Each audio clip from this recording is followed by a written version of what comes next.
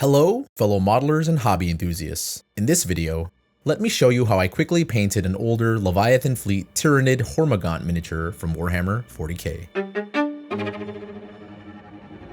For the uninitiated, lore dump time! Tyranids are an extragalactic alien race in Warhammer 40k that's basically a nightmarish swarm of bioengineered creatures. They devour all biomass and evolve constantly, adapting to new threats and incorporating the DNA of everything they consume. The Leviathan Fleet Tyranid Hormagaunts are a specific strain of Hormagaunts that belong to the Hive Fleet Leviathan, one of the largest and most powerful Tyranid hive fleets in the 40k universe. They are a fast, scuttling type of Tyranid creature bred for close combat. They're cheap, numerous, and deadly in melee. Specifically, they have scything talons instead of hands, high speed and agility, and a mindless drive to swarm and overwhelm enemies. Hormagaunts are gaunts, meaning they're on the lower rung of the Tyranid hierarchy, used en masse to soften up enemies or bog them down. Basically, super gnarly, super scary, they'll eat ya. Anyways, the plastic miniature was gifted to me for free by a GW employee when I visited my local Warhammer store. Everything was already glued and assembled to the base. Giving it a quick glance, no additional cleanup work was needed. Not bad for a freebie. I figured this would be a fun experiment to exercise more of the mini painting techniques I've been learning. So follow along with me as I kind of play it by ear on this one. Hopefully learn something through my lens. So let's get right into it. First step was airbrushing a primer coat onto the model.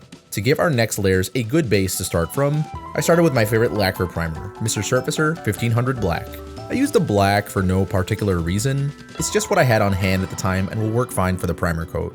I had a pretty packed schedule on this particular day, so I allowed the miniature to dry for at least 24 hours. The next day, I started by airbrushing a bone-colored base coat all over the mini. For this, I used the older formula of Vallejo Game Color Bone White, thinned down to an airbrush-ready consistency with Vallejo Airbrush Thinner and Vallejo Airbrush Flow Improver. The mixture is roughly about 70% paint, 20% thinner, and 10% flow improver. I say roughly because I mostly eyeball the consistency. Quick airbrushing tip. If you want a good reference for an airbrush-ready thinning consistency, try mixing it in a clear cup like this small and reusable shot glass. The key indicator to tell you if it's ready for airbrushing is to dab the mixture against the side of the glass with your stirring tool. As the paint runs down the side of the glass, it should leave behind a slightly transparent film. If it still looks very opaque, it's too thick and you'll need to add more thinner. If it's too watery and the film dissipates quickly, it means it's too thin and need to add more paint. For reference, I don't really mess with my air pressure too much and generally always spray at around 20 psi. As long as the paint has that transparent film and slightly runny consistency, it's a universal visual indicator that it's ready. People often use the analogy to thin it to the consistency of milk, which is not as helpful in my opinion. Just observe how the paint runs and look for the indicators I described, and you should be fine. Anyways, after carefully covering the model in this bone white color, I left that to dry completely. I was now ready to begin layering in all the other details by hand. Using my steel well palette and a larger round brush, I begin layering Citadel Contrast Leviathan Blue as a dark inky blue base coat for the purple carapace along the back and the head of the Hormagaunt. This will be a good shadow color to work up from to a brighter purple later on. I made sure to completely cover these areas and then left it to dry for a couple minutes. Returning to my well palette, I create a thin, roughly 50-50 mixture of good old Vallejo Game Ink Skin Wash and Vallejo Airbrush Flow Improver. I pretty much slather this all over all the bone white sections and then remove any pooling and excess with a clean and damp brush. The Flow Improver is serving two purposes here. It brings down the intensity of the color of the skin wash, as I feel like it's a little bit strong. It also slows down the drying time significantly to allow me longer working time to manipulate the wash where I want it to be. This will prevent any coffee staining in the areas I don't want and keep the wash to the recesses. Once I was happy with how the wash was placed, I left that to dry completely before moving on. With my wet palette this time, I begin layering thin coats of Citadel base Nagaroth Night to highlight the larger sections of the carapace. I made sure to leave the recess areas dark from the previous step. I still wanted that Leviathan blue poking through as a shadow color. The skin wash step lightly filtered and darkened a few of the bone white sections, so to bring back some of the bone white color to the raised areas, I did a careful dry brushing with a soft flat brush using bone white to subtly bring back some of the highlights, making sure to dab off most of the paint on a paper towel before applying it to the model, and also avoid getting any in the recesses. To help refine some of the bone white sections a bit more, I also carefully layered over those areas with a smaller round brush. This is just to touch up areas where my dry brushing can't reach. I also noticed at this point, I forgot to paint in the carapace sections covering the upper thighs, so I carefully blocked those in with Nagarathnite that was still wet on my palette. I also refined some of the other carapace sections since I had the color so loaded on my brush. Next step, I wanted to bring out more of the fleshy bits on the mini, so right on my wet palette, I created a very thin glaze using Citadel Mephiston Red, mixed with a bit of Vallejo Airbrush Flow Improver, and a brush loaded with water. I sort of eyeballed it and got it to a transparent consistency that will give some of those fleshy, exposed muscle areas a bloody pink tint. I found that the underlying warm bone white layer works in harmony as a great base layer for this glaze. I also apply this custom red glaze to the base of the large claws, any areas of muscles or tendons, and any of the holes in the body that look like open sores. Following the red glaze, I begin blocking in all the smaller talons and hooves of the Hormagaunt with Citadel Corvus Black. While leaving Corvus Black to dry, I apply more of the custom red glaze over the mouth and eyes to establish the impression of gums and the eyelids. I also at this point decided to apply the red glaze over the larger claws and some of the recesses between where the purple carapace and bone colored areas meet. I also apply this to the spiny bits of the tail. To finish off the mouth area, I went over the teeth with bone white to make them stand out from the gums I established with the red glaze. Additionally, while I still had that bone white loaded on my brush, I began highlighting the areas around the exposed sores and tendons.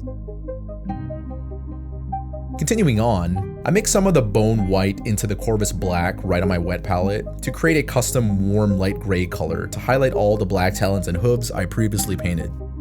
Now to push all of the bone white areas a little further, I begin another layer of highlights across the edges and prominent features using Citadel Layer Ushabti Bone. I make sure to only pick out the most prominent edges of the body and sharpest lines on the claws.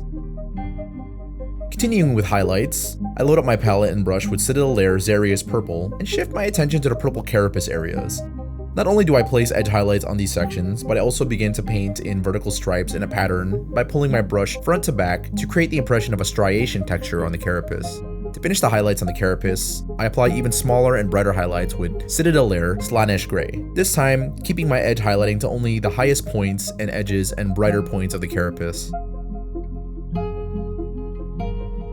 With that highlight placed, the carapace is now complete. Before moving forward, I applied a subtle amount of Vallejo Game Ink Skin Wash once more to the base of the big claws to bring out a little more contrast and shadow to this area. I also took the opportunity at this point to turn the model around and double check all my work to see if any areas still needed some attention. It was looking pretty good. As a final touch on the Hormagaunt itself, I carefully painted in the eyes with the point of my brush using Vallejo Game Color Sun Yellow. Now moving on to the base, I carefully spread a medium consistency CA glue on top of the base and then sprinkle a fine yellow gravel texture over the glue. A CA accelerator is applied through a dropper bottle to speed cure the glue and seal in the texture for the base. After letting that base dry completely, I then apply Vallejo Game Ink Skin Wash all over the base texture to add shadow to the recesses, taking advantage of the natural yellow color of the gravel texture. Once I've allowed the wash to dry completely, I do a quick dry brushing of Vallejo Game Color Bone White over the base texture to highlight all the raised areas. Of course, as a final step, I painted the rim of the base Citadel Base Abaddon Black to give the miniature a tidy and complete appearance. With the base completed, I called it there. So what have I learned from this? I think I like painting Tyranids a lot more than Necrons. Just kidding. I still love you, Necrons, but seriously, this was a refreshing change in pace and I simply just had a good time painting this model. It was all completely freestyle. I simply just looked at a picture of a Leviathan Fleet Hormagaunt and just improvised my paint scheme based on that, which feels super freeing. I wasn't trying to be super neat or surgical, just completely experimental. I'm starting to really enjoy using the wet palette as a tool, and I'm also starting to get a better sense of paint consistency and brush control, and now I have a pretty decent paint recipe in my paint scheme cookbook for any future Leviathan Fleet Tyranids I try my hand at painting. So if you enjoyed this video, or learned anything new from my little hobby experiment, please like and subscribe to the channel for more of my hobby adventures or misadventures. I always appreciate the support and feedback either way. It really means the world to me. I've been Fritz, the plamomancer, and as always, remember to stay safe, be nice to each other, build stuff, paint stuff, and I'll see you in the next video. Here's the finished Leviathan Fleet Tyranid Hormagaunt.